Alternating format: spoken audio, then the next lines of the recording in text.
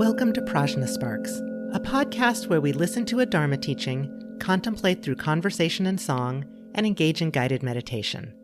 This episode focuses on uprooting ignorance, and we glimpse transcendent knowledge, prajna.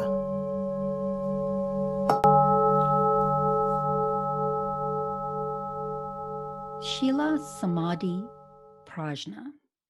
These are the three trainings or three disciplines which form the framework for Buddhist practice.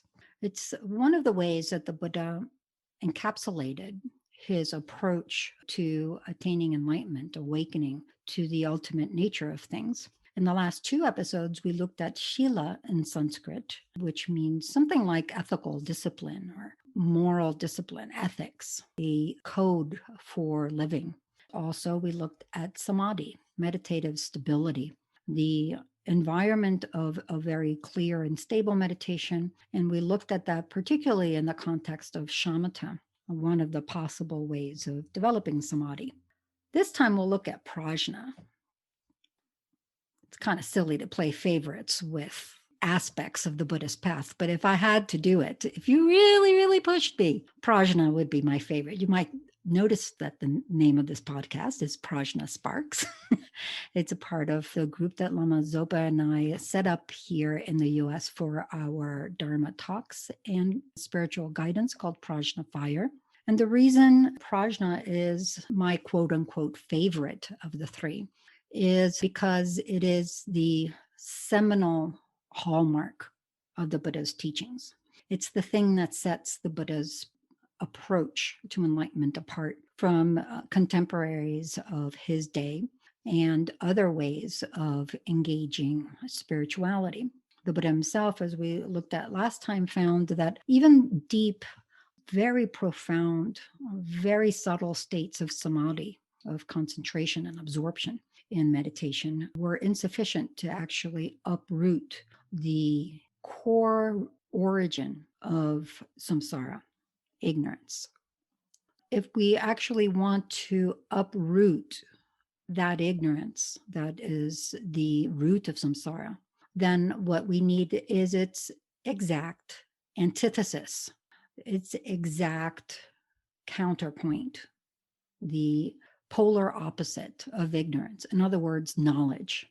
So this Sanskrit word prajna can be translated as precise knowledge or superior knowledge, transcendent knowledge. From the perspective of the Kagyu lineage of Tibetan Buddhism, prajna is an aspect of mind that is intrinsic wherever mind can be found. It's a kind of intelligence. In fact, you could say that we each have prajna when it comes to our own work or our own ways of going about things. A car mechanic has the intelligence, the prajna of how to fix a car and so forth. But this kind of prajna is not only just intelligence or knowledge, it's not just precise, but it's also transcendent in the sense that it goes beyond everyday worldly mundane knowledge, such as fixing a car or everyday kinds of knowledge that we might have. This is knowledge specifically about how to transcend the world, how to go past the mundane. And again, the Buddha's teachings come as much in the structure and order of what he presents as in the content. So here in these three trainings, Shila, Samadhi, Prajna represent a framework that is one element building on the other. Shila, ethical discipline, is like the ground, the ample earth that grounds and stabilizes. That sense of having an ethical lifestyle frees the mind of a lot of the turbulence, that sense of roiled up mind that allows for samadhi to come and lay a layer of stability and lucidity over that solid ground. Samadhi, when it's brought at least to whatever a minimum level of concentration a particular Buddhist tradition considers necessary for the next step in the process, that samadhi is what makes the mind very workable.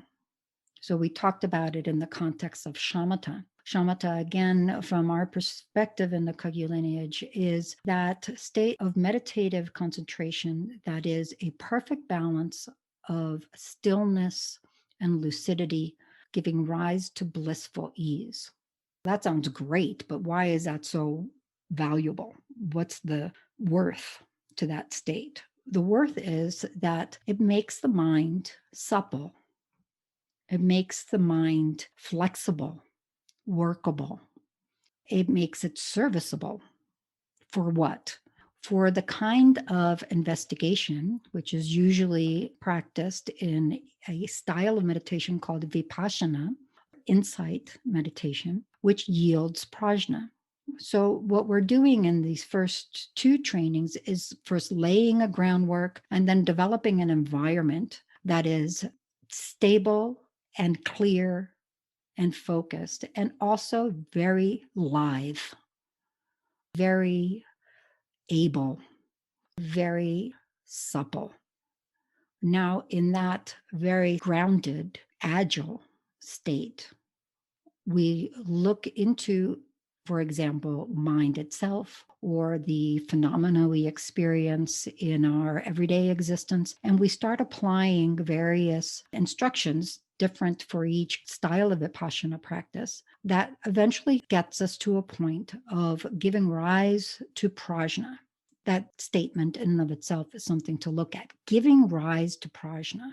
We say that because, from the perspective of the confusion and lack of clarity that I, for one, experience on a normal, everyday situation, it seems like all of a sudden prajna arises.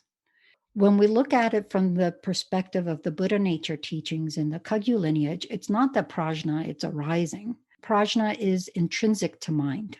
It's an innate feature of mind. What this process of ethical discipline and meditative stability is doing is it's creating conditions for prajna to reveal itself, to come forward, to be a lot more the way that we interact with things, that we experience reality. Why is that so valuable? Well, let's look at some of the metaphors for prajna. Prajna is often described as an eye, the eye of prajna that sees things very precisely, very clearly. It can be described as a light, a lamp, or a beacon. It is akin to a fire that is able to not only light up, but incinerate what is superfluous to mind, specifically ignorance, kleshas, karmic tendencies, and so forth. Prajna is that incredibly powerful antithesis of the ignorance that does not know the true nature of things. You can even think of it in a simplistic way as two sides of a scale, to the extent that ignorance is heavy and that side of the scale is down low and prajna is light. We are experiencing everything through the filter, through the crud of ignorance, through the misperceptions of the nature of things as they truly are. Through these various practices of vipassana, which again build up on shamatha and moral lifestyle, shila, samadhi, and then prajna, through these practices, we allow prajna to come forward, we stabilize it, we strengthen it, and we eventually start to shift away from ignorance as our operating system and towards prajna as the way we encounter the world. At some point, we reach that critical turning point where there is a direct realization of the nature of things, usually called shunyata in Sanskrit, the emptiness in Buddhist teachings. And that direct realization is that crowning glory of Buddhist practice. It's the point of no return. It's a realization that is so complete, so definitive, so powerful that it completely incinerates ignorance so that there is no way it can return. That root of samsara is completely consumed and it cannot return again.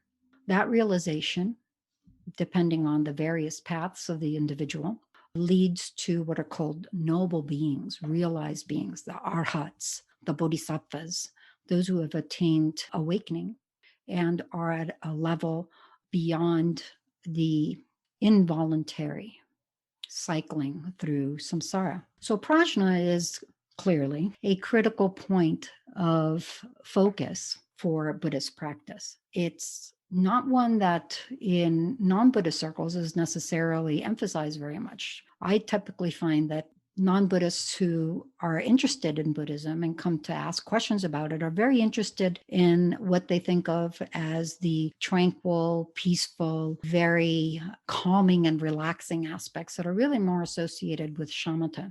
There's not anything particularly calming about prajna. Seeing things as they actually are may not be the most relaxing thing ever, which is part of why samadhi is an essential foundation.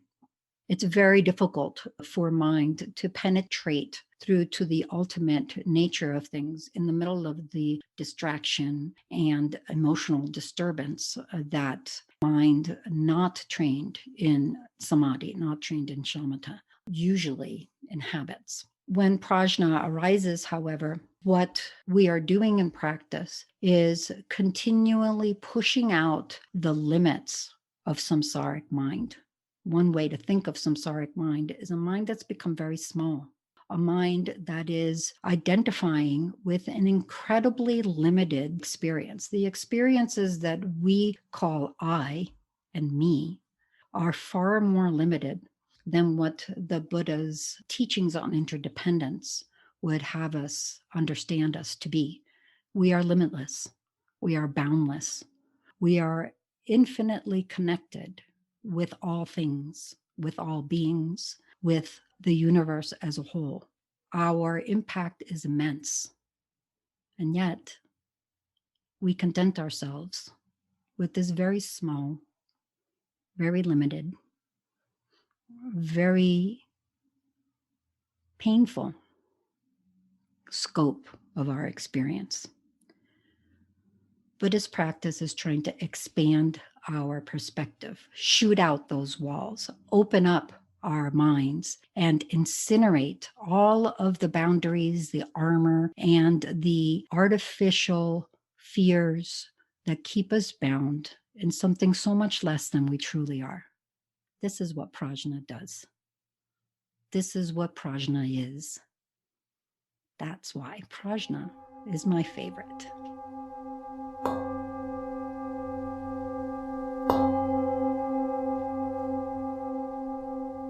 It sounds wonderful to be limitless, boundless, infinitely connected with all beings and with the universe as a whole.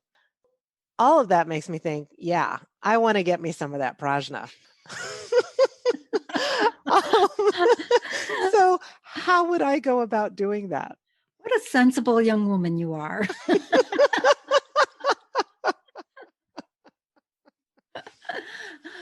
Most of the Buddhist practices are actually aimed at the knowledge side of the equation. Why is that? People tend to think of Buddhist practice, as we mentioned earlier, as that sort of very pacific, quiet, tranquil kinds of meditation, which is the foundation, the shamatha, the jhana, the dhyana practice that is samadhi.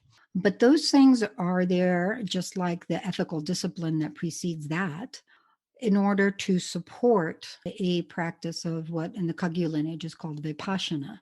And one way that it's described in the Kagyu lineage is that practice of shamatha vipassana in unity.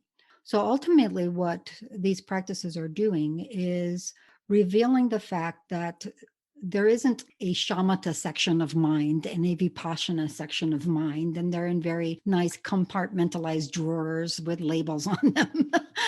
But that on the ultimate state of things, we are boundless, we are limitless. The shamatha is the vipassana is the shamatha. You could say that all Buddhist practice in some ways is aimed at the knowing, the prajna side of it. Yet the avenues, the vehicles to get there are quite different. Some of them don't look anything like what you would think of as a very knowledge-based practice, practices of faith and devotion, practices of very elaborate creative imagination and visualization in the Vajrayana, practices of watching mind moment to moment or open awareness, practices of investigating mind right where it is, practices of seemingly arcane and incredibly picky logical reasoning that doesn't seem to have a lot of purpose, but is undercutting the very dualistic and habitual ways that we perceive the world and experience. One of the ways that I emphasize the most for developing prajna is how we started out this whole podcast adventure through listening, contemplating, and meditating.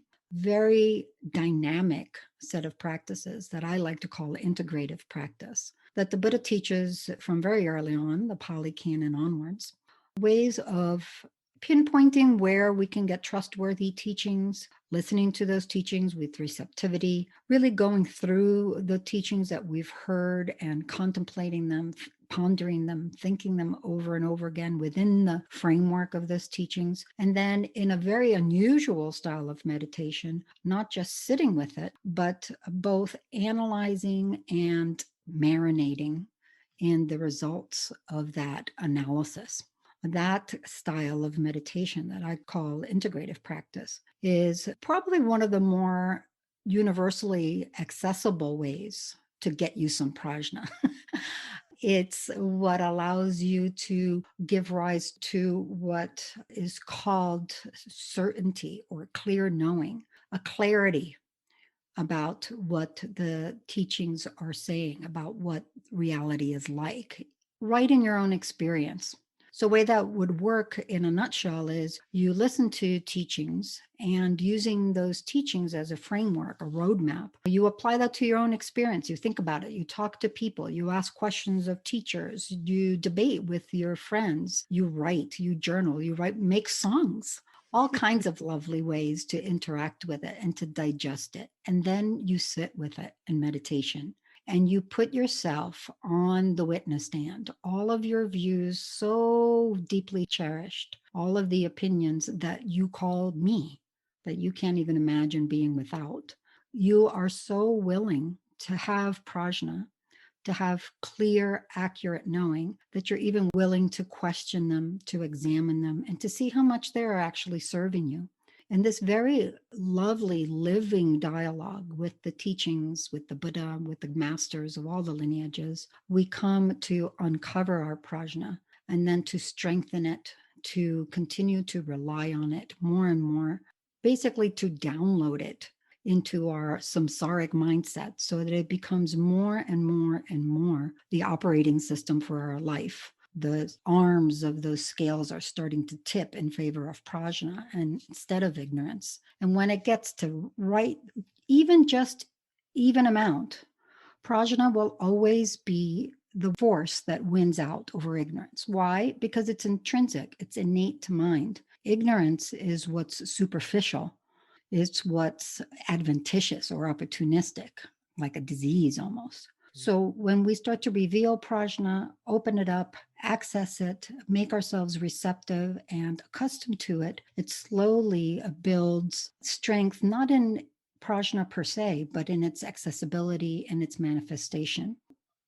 While there are many, many different ways of developing prajna, arguably all of the Buddhist practices are in one way or another, directly or indirectly aimed at revealing that prajna. For me, particularly for Westerners, I think this process of integrative practice, listening, contemplating, and meditating is the way to go. We're probably, as a group, more trained in analysis than any single society or culture in the history of humanity. And it works right where we are, meeting us in our experience. It's fantastic and it's mind-blowing. Fantastic. Yeah, that's wonderful. And I appreciate getting that sense of the variety of paths and practices that can get you to prajna, because it's not like, oh, there's this one key, and if you're not doing that, then you're not going to get there. But because it does seem like in different traditions there are a lot of different kinds of methods that are used. So that's helpful to know that they're all still sort of pointing in the same direction that way. Very much so. And one of the things that really sets the Buddha apart as a teacher in my mind is just how skillful he is. The Buddha really does meet each student with what is most beneficial for that student. It's never a one size fits all kind of approach that the Buddha brings to us, but something that's carefully, tenderly, lovingly tailored for each of our strengths and interests. Mm-hmm.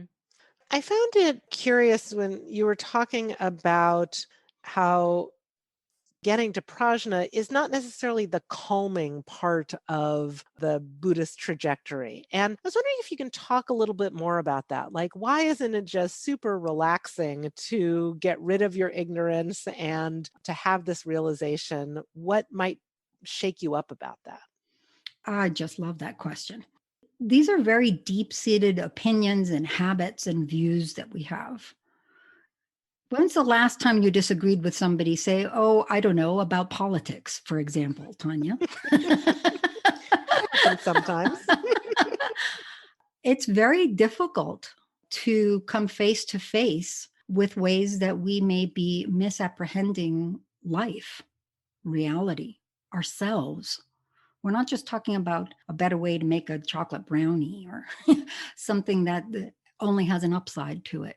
It can really challenge what we think of ourselves, of life, of how the world functions, what the world is. We often will find, especially in contemporary Buddhism, that there's all kinds of issues that can be really challenging.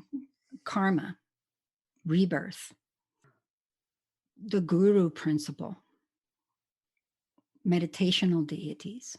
These are all, in one way or another, temporary kinds of teachings. Temporary meaning they are not actually explaining the way things are ultimately, but they are providing a provisional meaning that helps us engage with the world as we are to continue forward on the path. They don't always necessarily line up with how we've always thought the world to be, how we always thought ourselves to be. And that can be very challenging. One of the first steps that I do when I'm working with people on integrative practice is to start opening up, questioning around how much are we attached to our own opinions, our own views? Who are we without those opinions? The initial resistance comes to even looking or questioning them, much less when you start getting farther down the road and working with teachings that are more directly confrontational or in opposition to those views.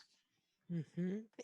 It makes me think a little bit about when I was in college and I took my first women's studies class. I remember And that.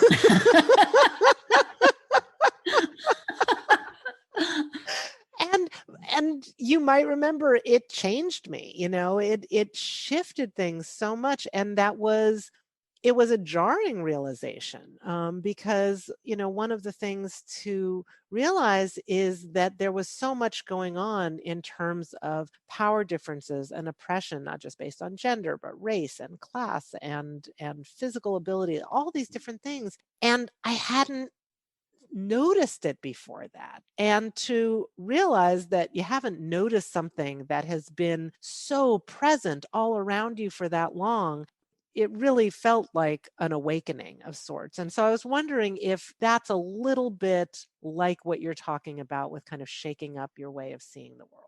Very much so.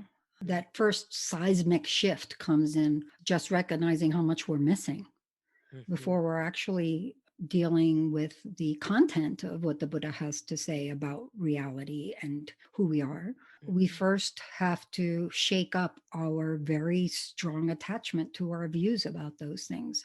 The extent of our, not just ignorance, but ignorance. How much we are in the habit of ignoring, examining ourselves, life, the universe. And when we start to investigate, that can be one of the biggest shifts that happens. Again, was another thing I like to say with the Buddha's teachings. A large part of it is about shifting perspective. Prajna, again, is about view, perspective. When we look at the famous Eightfold Path that the Buddha lays out in his first teaching, the Four Truths, the first two of those 8 aspects, view and intention, relate to prajna, the third of the trainings. And then right speech, right action, and right lifestyle relate to ethics. And right effort, right meditative concentration, and right mindfulness relate to samadhi. But perspective is something that we all have, belief, view, more often than not, unconsciously. And just holding up a mirror to how much we are clinging to that is really intense. How much we are missing is even more intense. Oh, absolutely. And this brings me to another quality that you were talking about of prajna, which you were saying you get to this point where there's no turning back. You can't unrealize what you've realized. And I was thinking about that also with, it's what I always say about recognizing oppression, is that once you see it, you can't not see it anymore. It's a lens that you put on that you can't take those glasses off. Mm-hmm. And so it sounds like that's sort of what you're talking about, but I also know that I'm not there, but that I feel like there are glimpses that I get into it sometimes. There are momentary insights that I have, but that they don't necessarily persist throughout the rest of my day or week or life generally. So I'm wondering if you could sort of speak to that kind of glimpse versus that no turning back state of prajna. Certainly, that's really important because even without ever hearing the Buddha's teachings or even the word Buddha, these teachings that the Buddha makes available are describing the way things are. He's not saying this is great as long as you ascribe to my religious principles or do this, that, or the other thing. It's just the way mind is. So it happens to people who've never even heard of these teachings or of the Buddha. Little pokes in the veil of ignorance can happen. When we're engaged in Buddhist practice, those glimpses become even more frequent. In formal meditation, they're called meditative experiences. And that's the usual translation for the Tibetan word nyam. The Tibetan's actually, as usual, much more fragrant, much more rich. The word means both experience and fleeting at the same time, deteriorating. And when we have those glimpses, we can really be there. We can say, oh, there it is. And it's even as we're experiencing, it's just slipping through our fingers. And it's not something we necessarily are able to call back at will. That's what's called an experience, a meditative experience or a spiritual experience, technically speaking. I like to really call it fleeting experience to bring in the Tibetan and the reality of how it comes about. And those become more and more frequent with practice and integrative practice in particular. What integrative practice is doing is it's basically harnessing those glimpses, harnessing the ability of mind to get to those glimpses, generating what I call clear knowing, certainty, something that cuts through our superimpositions, our mistaken ideas about things. And then we marinate. There's that inquiry part where we're examining and analyzing until we have that sense of clarity, the clear knowing. And then we're basically resting in that experience of clarity, downloading it basically, so that those experiences become more and more habitual and we're more and more able to stay in it. Again, this is why that shamatha, the samadhi side of things, is so important.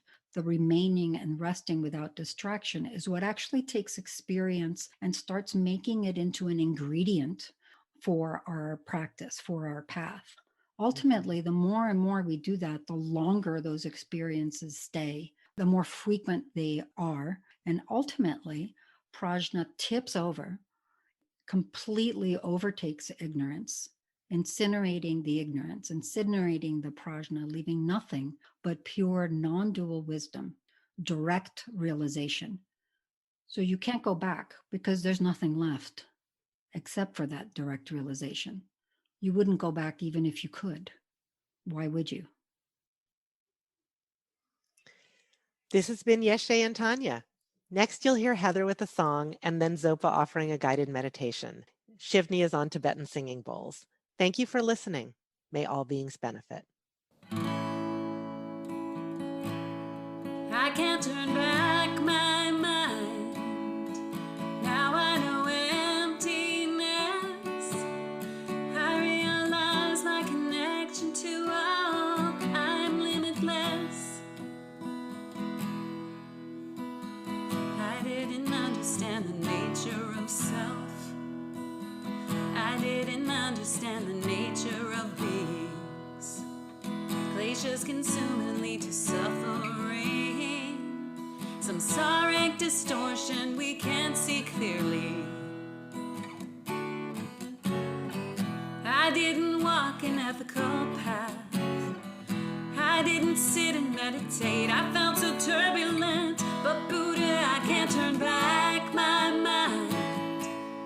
Now I know emptiness.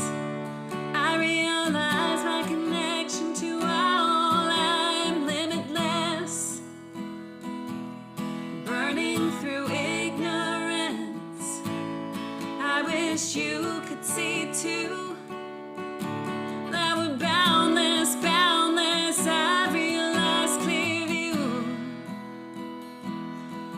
I can't turn back my mind. Perspective shattered, what if I'm not me? A fleeting moment glimpsed reality. Fighting resistance as I meditate. Revealing clear view now as I concentrate. Now I question cherished views. Now I can feel a seismic shift. I feel the prajna rise. And Buddha, I can't turn back my mind. Now I know emptiness.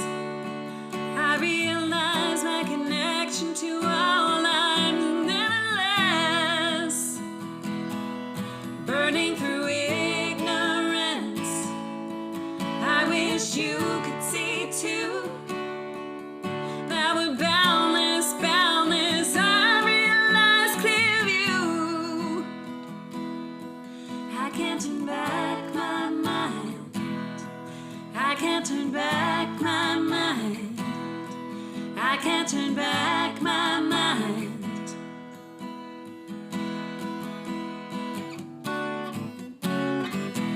Now I question cherished views. Now I can feel a seismic shift. I feel the prajna rise. And Buddha, I can't turn back my mind. Now I know emptiness. I realize my connection to all. I'm limitless. Burning through ignorance. I wish you could see too that we're boundless, boundless. I realize clear view. I can't turn back my mind. Now I know emptiness. I realize my connection to all. I'm limitless. I'm limitless.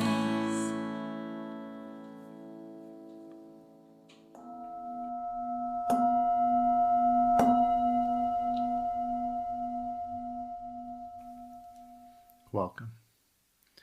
Begin by taking a comfortable seat, a posture that's both relaxed and full of ease, as well as also full of energy and upright, where the energy can move naturally and easily through your body.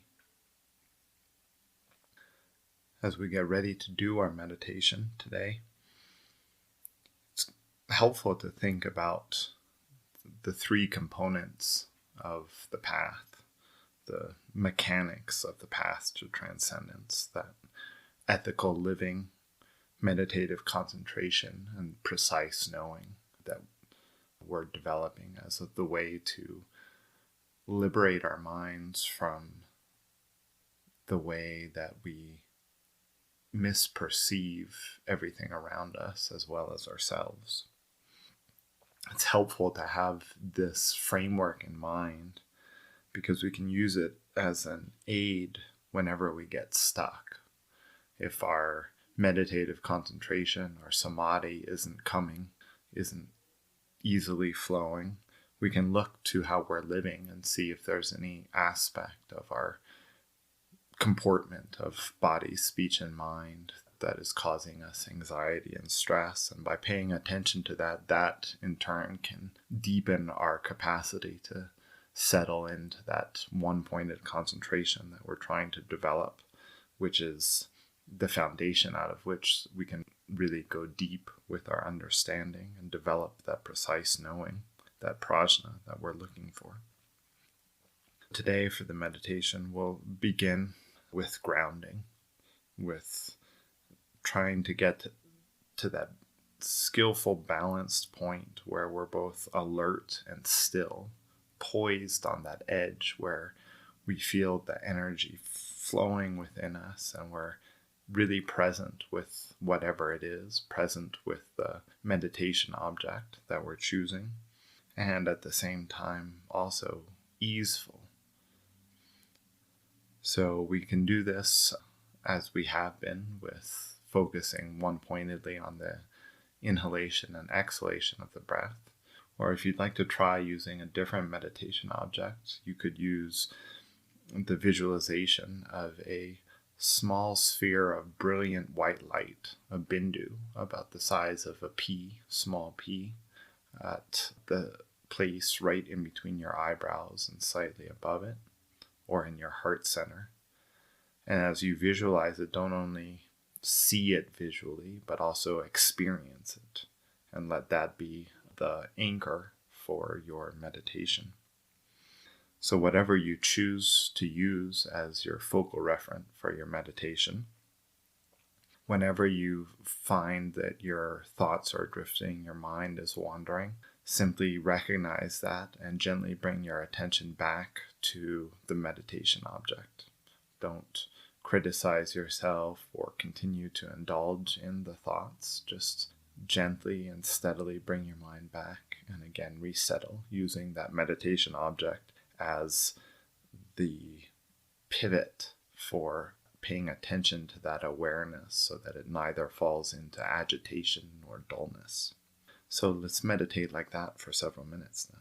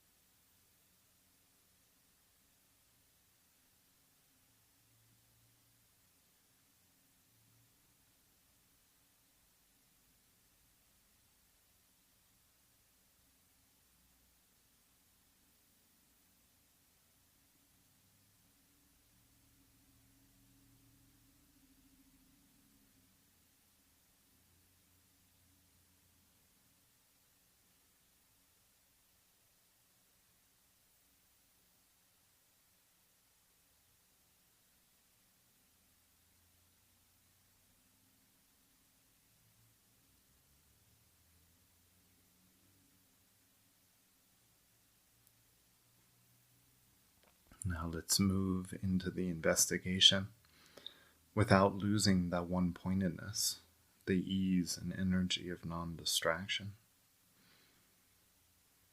Choose a cherished, assumed idea, perhaps the idea that you know yourself, and begin to investigate how attached you are to your ideas and opinions.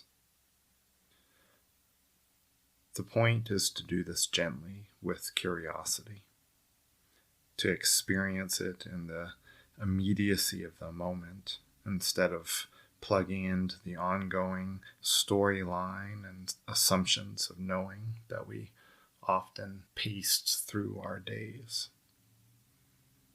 So we can look and see, who am I without my ideas, my opinions? Who am I without this idea of myself? Why do I feel the need to defend it? What am I defending? Why? Investigate not only the ideas, but also what you're feeling in the moment. This is not only a thinking investigation, but we're paying attention to the emotional, visceral responses that we feel that come up for us. All of this while remaining grounded, without that defensiveness, without feeling like we need to prove anything. Really that space of open curiosity. So we look, we investigate, we allow, we lean into the experience, we explore it without an agenda. And as we do this, we might get an insight, an aha, or just a subtle sense of, oh yes, that is the way it is. And whenever we have such an experience, we can stop the investigation and just remain one-pointed in that experience. So let's try that for a couple of minutes.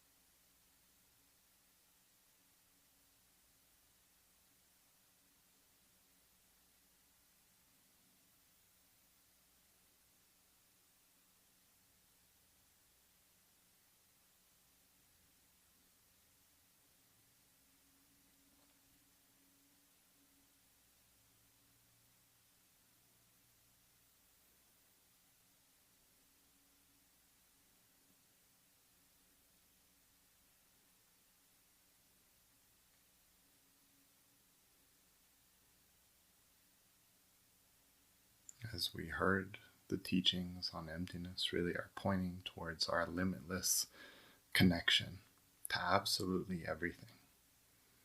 So when we look at this question, what am I? And we start to dig beyond our assumptions, there may be this sense of intense curiosity, this unknowing which catches our breath and fills us with the potential of life. Whenever we feel that, it's always good just to, again, one-pointedly drop into the sense of that and remain for however long it lasts without trying to prolong it or letting ourselves get distracted from it. Again, thank you so much for taking this time.